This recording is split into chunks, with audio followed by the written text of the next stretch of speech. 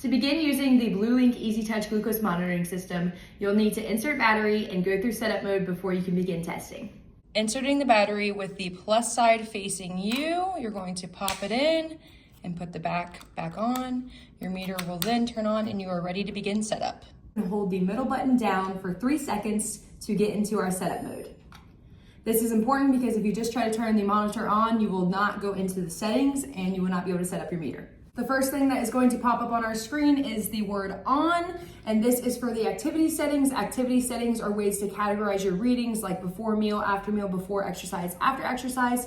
If you want these on, you will click the power button to continue. If you want them off, you can just press one of the arrows until your screen reads off and then press your power button to continue to the next step. The next step will prompt you to set the year for your monitor, so you can use the power button to continue to move forward. If you have to change the number, you can use the arrows.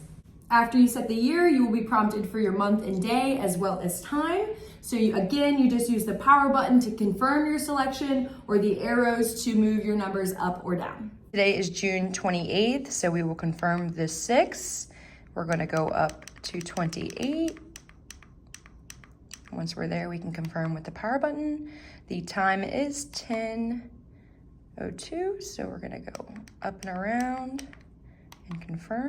Now that we've keyed in our date and time, you will see the unit of measure pop up. Here in the US, we use mg/dl, and that should be your default that pops up. So you can just press the power button to confirm that and continue. And now we're going to see our averages. We have 3 defaults, 7, 14, and 21. If you need to change those, you're just going to use the arrows up or down. And then if not, you can press the power button 3 times to skip through those and confirm.